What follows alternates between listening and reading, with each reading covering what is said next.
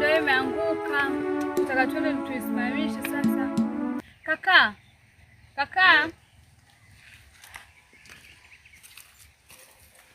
Sasa na nyumba tayari ishaanguka hiyo. Tunafaa tukatafute miti ili tuje tuisimamishe, maana mvua hii itabidi make mvua yaja. Alafu mimi na wewe naenda nalisha leo.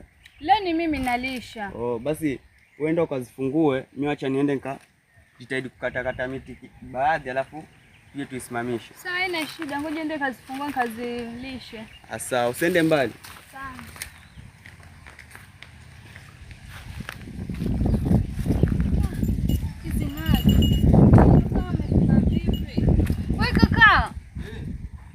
Nisaidie kufungua hizi mbuzi. Na sasa shinda kufungua. Sasa umefunga vipi hizi mbuzi? Mimi siwezi kufungua. Sasa kufungua. Hebu vuta. Haya. Mwingine ni upi? Wengine watoto hawajafungwa. Tuwafunge basi tuharakishe hapa, maana hii mvua haitanyesha.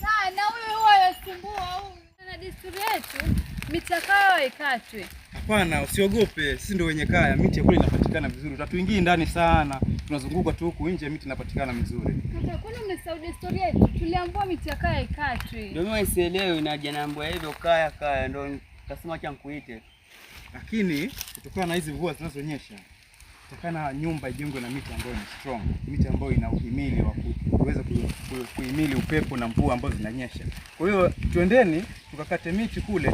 Sasa hivi mimi nikiniambia sasa hivi hata hii bakora naweza nikaiweka kando. Tunafunga skafu yangu hapa, tunaenda tunakata miti. Vipi, mko tayari? Kaka nenda. Tayari? Mimi niacha hapa, nendeni mkakate miti. Mimi siendi. Mbuzi umefunga? Shafunga. Basi sawa, twende. Sawa, twendeni. Basi tu hiyo nikija nije nianze kuchimba. Sawa, haina shida.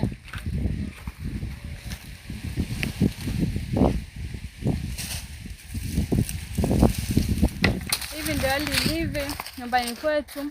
Natoa miti naeka hapa, kakangu akikuja na miti nyingine tunachimba tunasimamisha nyumba yetu.